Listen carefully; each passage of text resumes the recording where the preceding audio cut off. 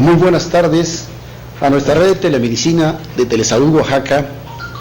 Vamos a dar inicio a las sesiones de este año, iniciando este día de enero. En esta ocasión veremos el tema neurodesarrollo, que prácticamente es la primera prueba del tamizaje. Sabemos que el tamizaje del desarrollo infantil es una herramienta que fue diseñada y validada en México para la detección temprana de problemas del neurodesarrollo en menores de 5 años. Precisamente para ello tenemos de invitado al doctor Miguel Ángel Bichido Luna. El doctor Bichido es jefe del Servicio de Gastroenterología y Nutrición del Centro Regional de Desarrollo Infantil y Estimulación Temprana del programa Prospera y Seguro Popular, el cual nos hablará ampliamente sobre este tema. Bienvenidos a nuestro tema, doctor. También bienvenido a Telemedicina, iniciando el año con el pie derecho. Muchas gracias por la invitación, estamos aquí nuevamente con ustedes, muchas gracias. Y pues bueno, vamos a dar un poco de continuidad a la primera plática que vimos en el mes de diciembre, que era la repercusión del estado nutricional en el desarrollo infantil. Y ahorita vamos a hablar específicamente del neurodesarrollo y nos vamos a enfocar la parte media y final de la plática en la prueba de tamizaje, la prueba EDI, que es nuestra herramienta de detección oportuna de alteraciones en el neurodesarrollo. Y pues bien, como habíamos comentado previamente igual en la plática, según lo último publicado en la serie Lancet en 2016, tenemos que para que un niño pueda desarrollarse de forma adecuada y oportuna, necesitamos que tener varios componentes y cuidados cariñosos y sensibles. Estos cuidados cariñosos y sensibles tienen que estar enfocados a 5 puntos específicos. Los primeros son salud y alimentación. El tema de alimentación, como ya dijimos, lo vimos en el mes de diciembre. Creo que pueden ver la plática también en las plataformas de este programa. Pero además de eso, necesitamos otros 3 puntos que nos ayuden a fortalecer el desarrollo adecuado de nuestros niños. Uno de ellos es la atención que responda a las necesidades principales del niño, y esto depende mucho de papá y mamá. También la seguridad y protección que se puede dar en los grupos a nivel familiar y social, pero además también el inicio de aprendizaje de forma oportuna, que tenga acceso a educación. Los primeros 5 años de vida son el momento más importante para poner atención en estos aspectos, principalmente porque las funciones cerebrales tienen picos máximos de desarrollo en este periodo. Como pueden ver en la gráfica, tenemos picos máximos en varios puntos importantes del desarrollo infantil, y estos principalmente son antes de los 5 años de edad, pero ojo, también tenemos que valorar que esto es desde antes del nacimiento. Lamentablemente en países en vías de desarrollo con bajos recursos económicos, según la serie Lancet, el 43% de los niños de estos países van a tener alteraciones en el crecimiento y desarrollo secundario a un estado de pobreza.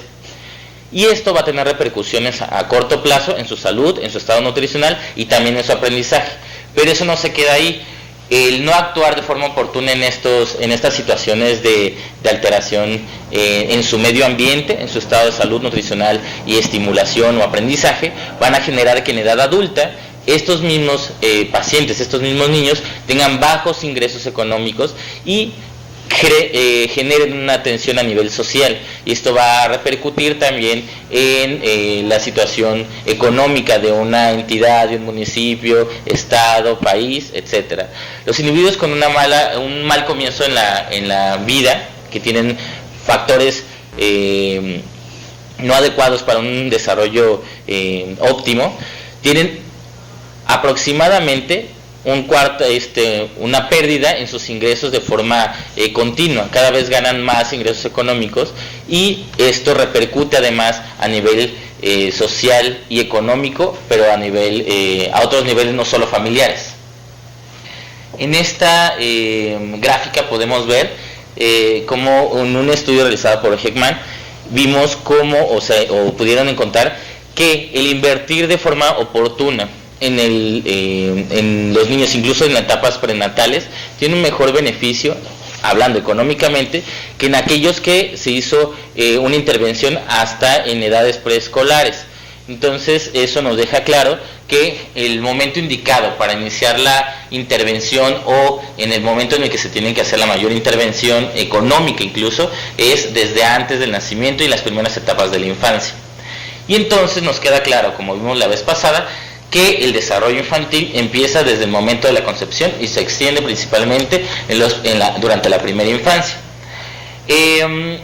Estos periodos de oportunidad, en la línea verde podemos ver cuando un niño tiene un medio propicio u óptimo para desarrollarse de forma adecuada, va a tener un mejor desarrollo a comparación que el que está con muchos factores de riesgo o en contra, que es la línea en rojo en la gráfica que pueden ver. Sin embargo, en este periodo también tenemos un periodo de oportunidad. El recuperar a un paciente o quitar esos factores adversos en un niño antes de este periodo en estas edades, nos permite recuperar de forma más adecuada que si no se hace o si se hace de forma tardía.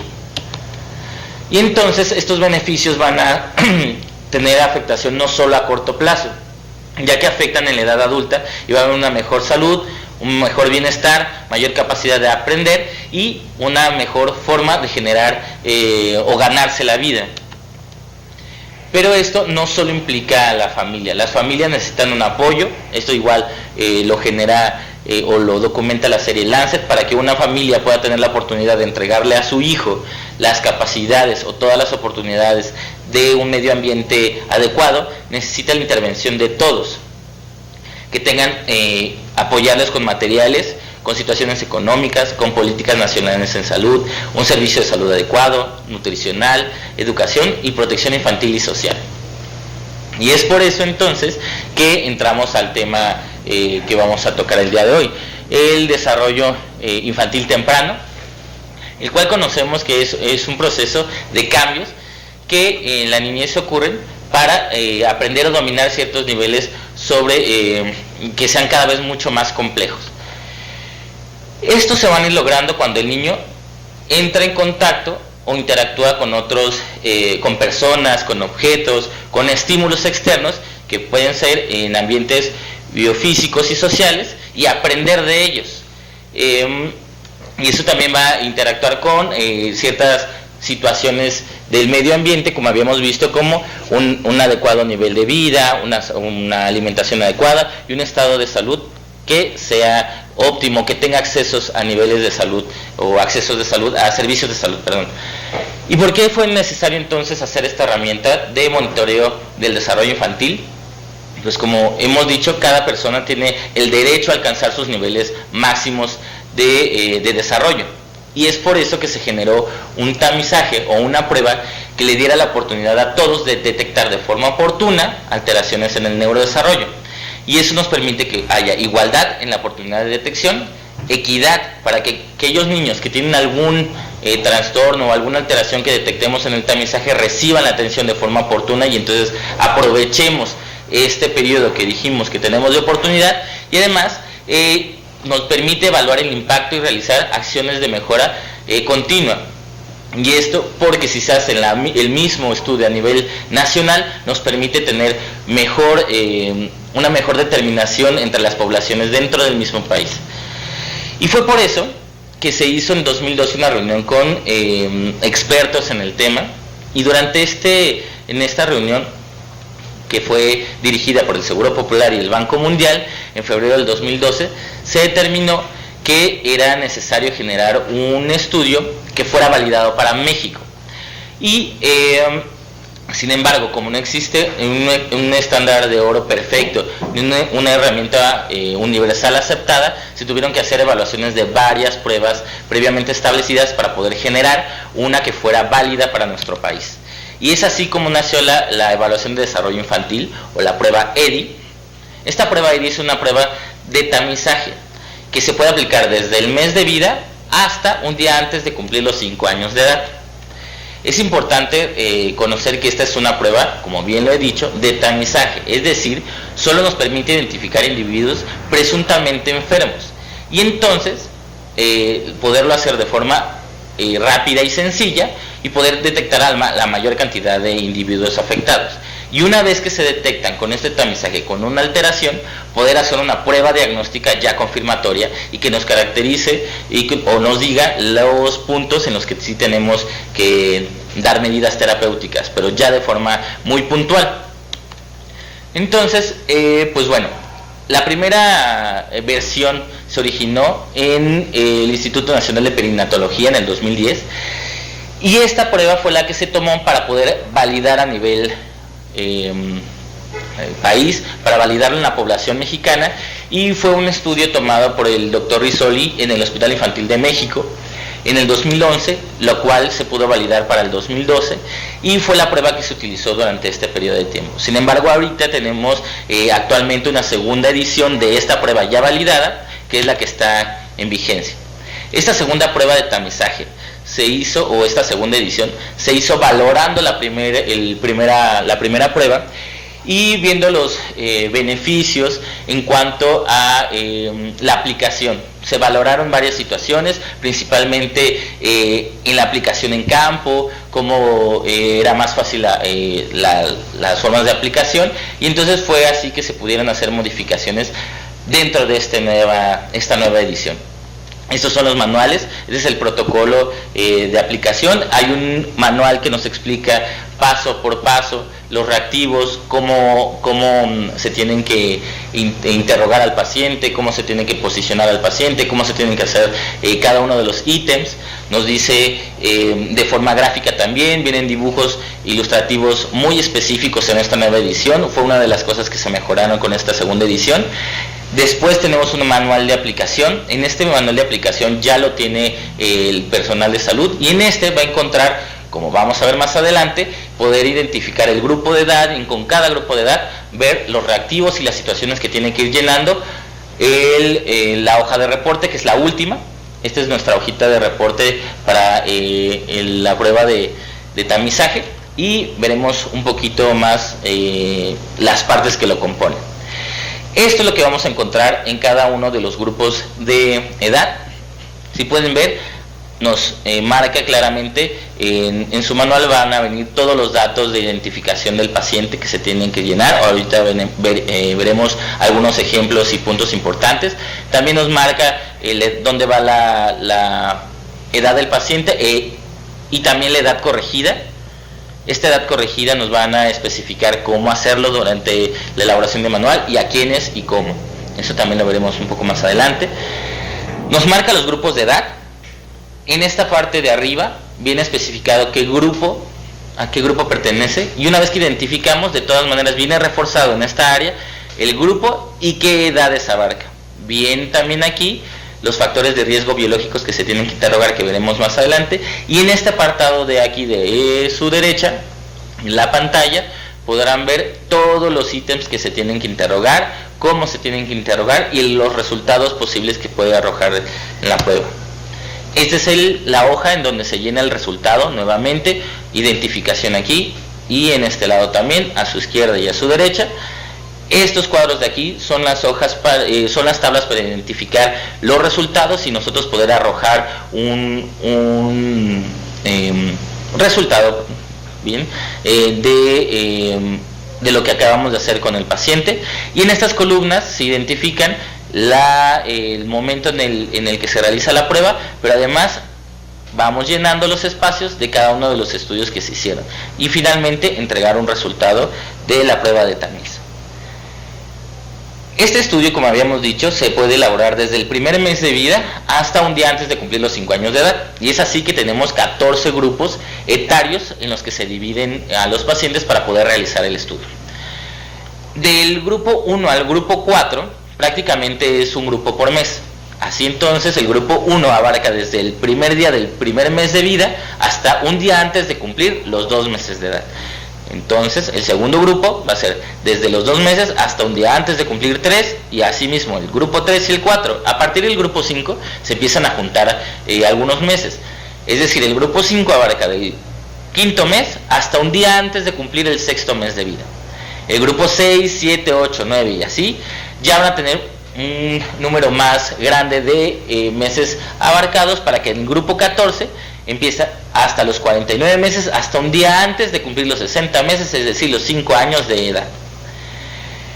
El momento en el que se tienen que realizar los estudios, se debe considerar que un niño sano debería juntar por lo menos 5 valoraciones de esta prueba de tamizaje, para que durante todos los primeros 5 años de vida podamos garantizar que en estos tiempos o en este tiempo de valoración siempre ha permanecido en una valoración en verde, es decir, que tiene un desarrollo adecuado, que no tiene factores o no tiene riesgo de tener alteraciones en el neurodesarrollo. Los meses que se sugiere que se hagan los estudios de forma rutinaria son a los 2 meses, a los 6 meses, 18, 30, 42 y 54 meses. Sin embargo, hay rangos de edades en los que se pueden desarrollar y dependiendo del rango de edad o en el momento en el que se valora al paciente, se tiene que localizar el grupo correspondiente durante la prueba.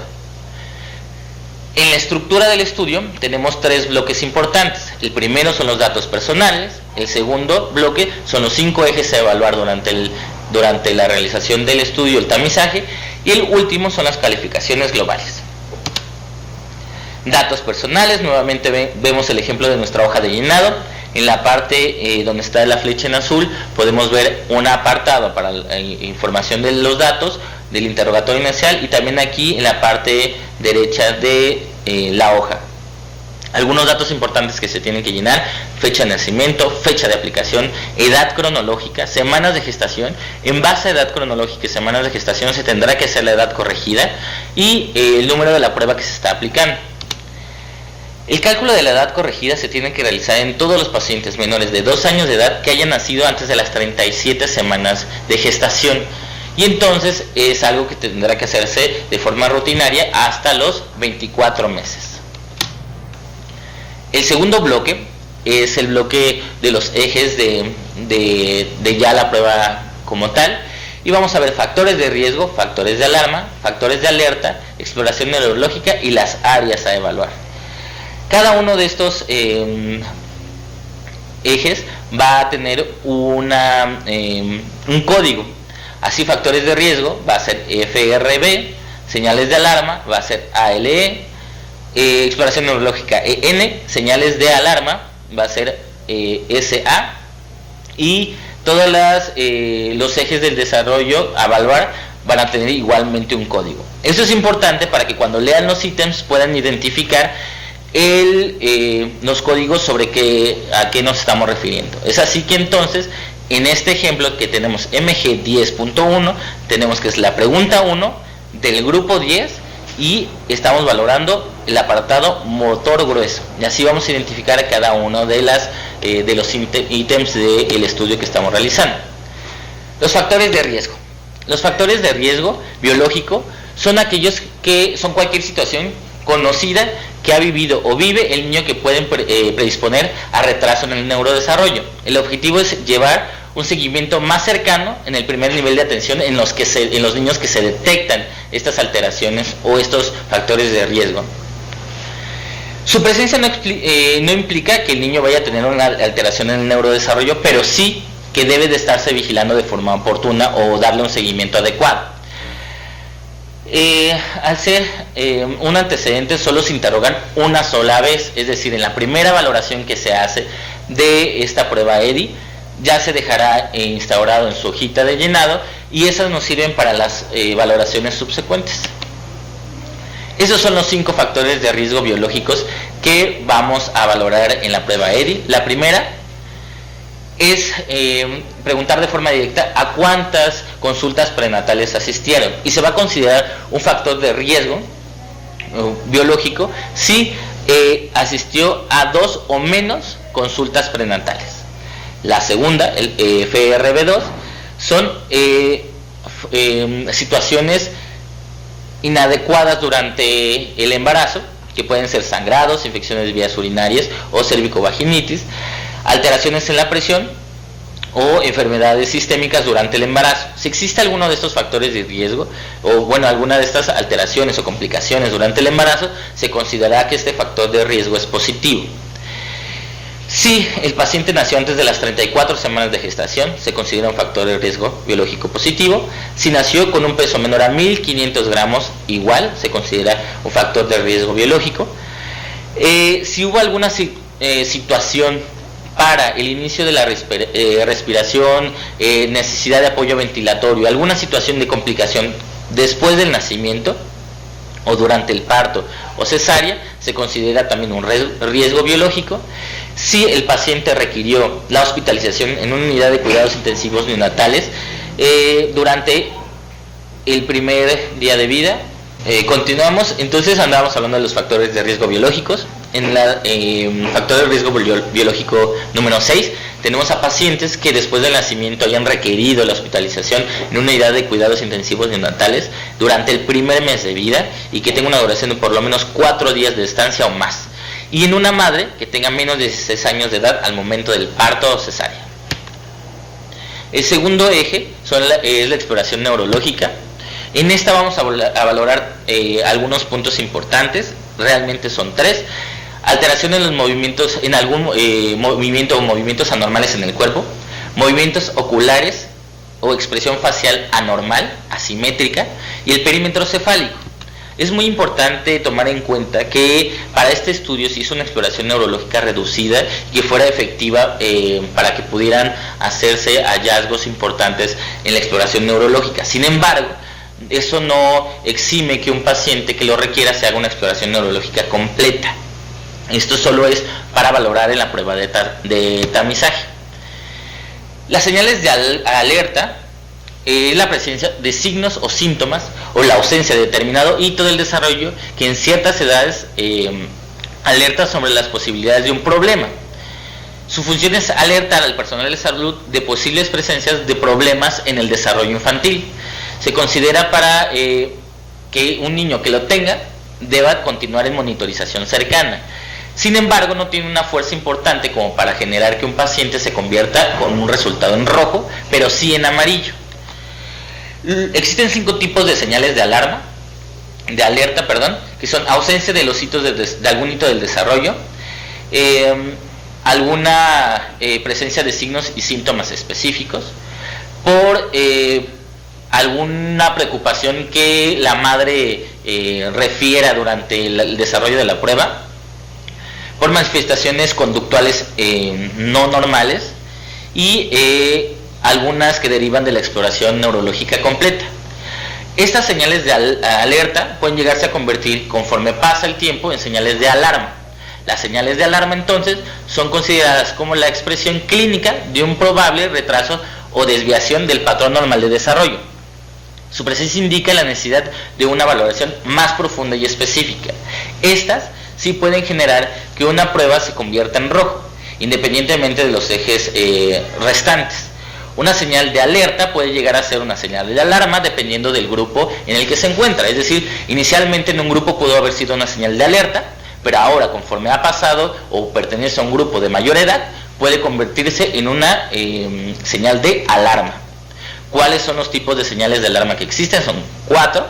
Es la ausencia de hitos del desarrollo, una alteración en la exploración neurológica completa, por signos y síntomas específicos o por manifestaciones conductuales no adecuadas. Y después pasamos a otra parte de los 5 ejes, que son las áreas del desarrollo. Las áreas del desarrollo son 5, ahorita vamos a hablar un poco de cuáles son estas. Importante que durante la elaboración al hacer esta prueba de tamizaje vamos a encontrar que en su manual de aplicación van a poder identificar si ese ítem más bien tiene que interrogarse o tiene que verse durante la valoración. Es decir, va a haber algunas circunstancias en donde preguntando a papá y mamá es más que suficiente para poder llenar nuestra prueba de tamizaje. Pero habrá otras en las que necesitamos que durante la consulta el bebé desarrolle estas actividades. Vamos a ver algunos ejemplos de los hitos o de las áreas que se valoran durante la prueba de tamizaje. En este caso estamos hablando de motriz grueso, que es MG, es el grupo 5 y es el segundo ítem de este bloque. Y en este vamos a valorar al paciente acostado aquí nos especifica claramente, van a encontrar en su manual a qué grupo pertenece y que se va a presentar o se va a hacer la valoración en los 5 meses a 6 meses 29 días. ¿Okay? Y nos va a especificar cómo se va a realizar la prueba. Ese es el tipo de esquemas gráficos que vienen en su manual. Como les comentaba, una de las mejorías que se hizo con este último manual son las gráficas para que pudieran ver en consulta o en la valoración cómo se tiene que hacer, cómo se tiene que posicionar al niño. En este caso se valora al paciente en posición prona con brazos semi extendidos, apoyándose en antebrazos y manos, con las manos abiertas, y nosotros lo que tenemos que valorar es que el paciente pueda elevar el tronco más o menos 45 grados, pero que además intente agarrar el objeto que se coloca enfrente. Este es un ejemplo de motriz fino. Se está valorando nuevamente motriz fino MF, el grupo 9, el ítem 1, y se va a presentar en niños de 16 meses a 18 meses 29 días, que es el grupo 9. Y nos especifica cómo se tiene que realizar el estudio. Nuevamente tenemos la imagen gráfica de cómo se realiza, y nosotros tenemos que poner al paciente sentado en una mesa, tener los cubos y ofrecerle 2 cubos con los que se realiza el estudio, pero nosotros tenemos que generar un ejemplo. Le enseñamos cómo se pone y lo incentivamos para que él haga también esta torre. Será positivo si el bebé logra hacer una torre de por lo menos 2 cubos, pero hay que pedirlo que lo repita hasta 2 veces para considerarlo como positivo. Este es un ejemplo de lenguaje que se valora en un paciente del grupo 5, es el primer reactivo, y en el ejemplo social igual, social SSO 3 del grupo 3, 2 el reactivo 2. Y en estos vamos a valorar la respuesta a el estímulo auditivo. Va a haber algunas que son mucho más complejas que habrá que practicar. Igual viene el ejemplo gráfico. Este es en el área de conocimiento, en el grupo 14, el primer reactivo, y es para identificación de colores. Nos explica cómo tenemos que poner las fichas de nuestro equipo de valoración y cómo tenemos que hacer las preguntas para identificar los colores, dónde está el color rojo, dónde está el color azul, y entonces verificar si es positivo o no. Además se harán preguntas como ¿qué color es este? Y se señala el color, y cada una de las pruebas irá especificándose la forma en la que se desarrolla el estudio.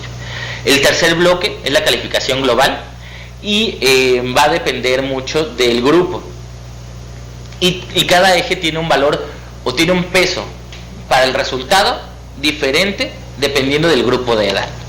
Y es así que tenemos entonces 3 tablas para la valoración o interpretación de los resultados. La tabla A, que es solo para el grupo 1, la tabla B, que es para los grupos 2, 3 y 4, y la tabla C, que es del quinto al grupo número 14. Y entonces cada uno nos va a ir verificando cuándo será rojo, cuándo será amarillo y cuándo será verde, dependiendo de lo encontrado en cada uno de los ejes. Como decíamos, en cada una de las tablas, en cada uno de estos valores, caerá mucho más peso en algunos ejes que en otros, dependiendo del grupo en el que se encuentra. Y entonces así podemos tener nuestros resultados con el siguiente semáforo. En este tamiz utilizamos un semáforo que nos dictamina si el niño está en verde, amarillo o rojo. Si el paciente, después de una valoración, resulta ser verde, entonces estamos obligados a realizar sus 6 valoraciones de rutina durante su valoración en consulta. Y estos se sugiere que se hagan a las edades que ya hemos comentado previamente. Además, se debe de comentar a la mamá sobre estimulación temprana y capacitar a la mamá para continuar con un adecuado neurodesarrollo. Si durante la primera valoración encontramos un paciente que resulta en una prueba en amarillo, se dan acciones específicas y se aplica una nueva valoración de la prueba EDI en 3 meses. Si el paciente regresa verde, se realiza lo que tenemos en un paciente con un resultado en verde. Sin embargo, si no tenemos un resultado óptimo, tendríamos que valorar al paciente y considerarlo como o sea, si no ha tenido ganancia en las habilidades que esperaríamos después de implementar una estrategia durante la primera valoración amarilla, tendríamos que considerarlo rojo. Si ese niño en rojo o desde el principio tuvo un resultado en rojo, tenemos que valorar la edad en la que se diagnosticó se hizo el tamizaje para determinar cuál es el paso siguiente. Si el paciente es mayor a 1 año 4 meses, deberá realizarse un estudio específico para valorar si tiene una afectación en algún área en específica del neurodesarrollo, y entonces tendremos que mandarlo al psicólogo jurisdiccional o al encargado de realizar estos estudios en su área cercana para que realice una prueba diagnóstica específica que se conoce como Battelle. En esta prueba ya hacemos un diagnóstico final, identificamos específicamente en qué áreas del desarrollo hay alteraciones. Si el paciente no es mayor a 1 año 4 meses, entonces se tiene que referir a un servicio de pediatría. Si el paciente tiene más de 1 año 4 meses y tiene exploración neurológica alterada o depende de señales de alarma, también se puede referir a valoración pediátrica, y eso mucho va a depender de las situaciones en las que se encuentre su unidad de salud, a quienes pudiera referirse. Pero es ahí donde entramos nosotros, el Centro Regional de Desarrollo Infantil y Estimulación Temprana, que surge en el marco de la Agenda del 2030, en donde queremos asegurar el acceso a servicios de atención y desarrollo en la primera infancia antes del 2030, y basándonos en el modelo de promoción y atención del desarrollo infantil, RADI, impulsada por la Comisión Nacional de Protección Social en Salud. Y entonces nacen los Centros Regionales de Desarrollo Infantil. Nuestro Centro Regional de Desarrollo Infantil fue inaugurado en febrero del 2017, estamos por cumplir 1 año de atención en este centro en Oaxaca. Y los objetivos de que este centro se inaugurara en nuestro estado era para fortalecer la estrategia de desarrollo infantil mediante establecimiento de una infraestructura adecuada, especializada en detección, diagnóstico y planes de manejo y seguimiento para niños con probable trastorno en el neurodesarrollo, es decir, todo lo que acabamos de explicar previamente. En nuestro Centro Regional de Desarrollo Infantil, una vez que llegan, tenemos un grupo de atención inicial. Estos son los servidores que tenemos en nuestro centro, que tienen la atención primaria o primer contacto con los pacientes que llegan con nosotros. La recepción, que es donde podemos agendar las citas, y después de agendada la cita, tenemos la valoración por enfermería, psicología, nutrición, trabajo social y pediatría. Una vez que es valorado por estos servicios iniciales, se determina si el paciente requiere una valoración por servicios especializados, que en el caso del Centro Regional de Desarrollo Infantil de Oaxaca tenemos la atención de neurología pediátrica, rehabilitación pediátrica y gastroenterología y nutrición pediátrica.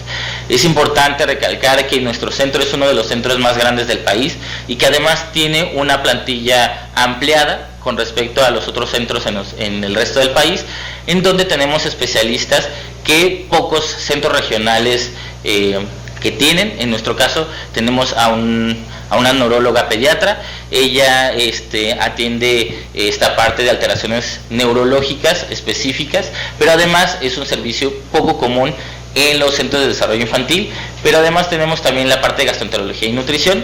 Es una implementación nueva aquí en el CEREDI en Oaxaca, y lo que queremos es hacer como una integración completa de todos los factores importantes del desarrollo infantil, como habíamos comentado en esta plática y en la previa, en donde se integra también la nutrición, encontrando también factores de riesgo secundarios para patologías que pongan en riesgo los estados nutricionales. Y además, la médico en rehabilitación pediátrica que tenemos con nosotros es la que rige las terapias. En estas terapias nosotros tenemos en el centro terapia física, en donde tenemos neuropediatra, hidroterapia, terapia electroterapia, termoterapia, terapia psicológico, ocupacional y de lenguaje. Y pues bueno, una vez que ya más o menos explicamos qué servicios tenemos en nuestro CEREDI, es importante que ustedes también conozcan cómo nos los pueden referir o cómo tendrían que llegar los pacientes a nuestro Centro Regional de Desarrollo Infantil. Un punto importante es que para poder tener una valoración con nosotros es indispensable generar previamente una cita de primera vez. Y esta cita de primera vez se tiene que hacer con recepción y ya una vez que acuden con nosotros a la cita de primera vez para que se valore por el primer grupo de especialistas o el primer grupo de médicos y grupo de salud que ya les presenté las diapositivas previas, deberán contar con documentos iniciales para apertura de expediente, que es el acta de nacimiento con fotocopia, la CURP con fotocopia, la cartilla nacional de salud con fotocopia, el registro de Prospera con fotocopia, la póliza de seguro popular vigente con la fotocopia y la hoja de referencia original. Esta hoja de referencia es importante que los pacientes nos llegaran, lo ideal sería que nos llegaran ya con una prueba EDI realizada, con los resultados y con los hallazgos que ustedes pudieran encontrar durante la realización de esta prueba de tamizaje, para que nosotros podamos considerar lo que ustedes vieron durante la realización de esta prueba de tamizaje y podamos dar un manejo adecuado y oportuno junto con ustedes, es decir, nosotros ya tengamos una idea de lo que ustedes piensan sobre el paciente, además de su hoja de interpretación del tamizaje que realizaron. Los requisitos que deberán contener la hoja de referencia: si el niño es mayor de un mes, con reporte de prueba EDI que especifique el eje en el que encontraron afectación, poder anotar las conductas que no se realizaron y resultados por ejes. Es decir, que se puede identificar en qué eje no está o creen ustedes que hubo afectación. Si los niños son mayores de un año 4 meses, reportar por escrito con resultados globales por dominio. Y en caso que fuera posible, contar con el resultado de la prueba diagnóstica, que es la prueba Battelle.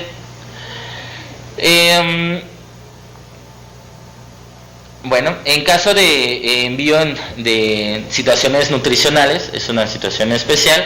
Nosotros, como comentamos, también tenemos atención de gastroenterología y nutrición y un servicio de nutrición, y en eso tendrá que especificar la valoración nutricional inicial con antropometría actualizada y antecedentes nutricionales en su hoja de referencia.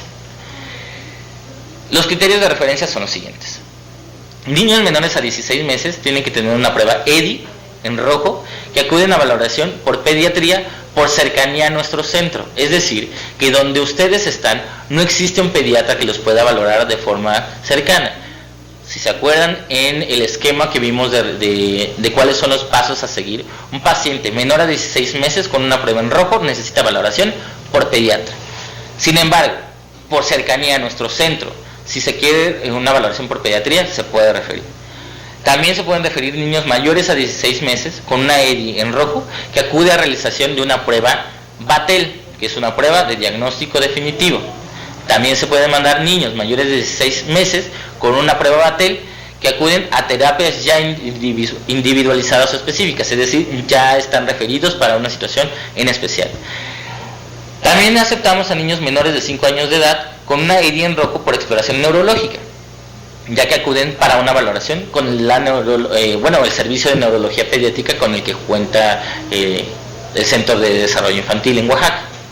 También contamos con atención para niños menores de 5 años de edad con sobrepeso, obesidad, desnutrición moderada y severa, siempre y cuando sea de origen primario. Nosotros podemos hacer la valoración y dar seguimiento.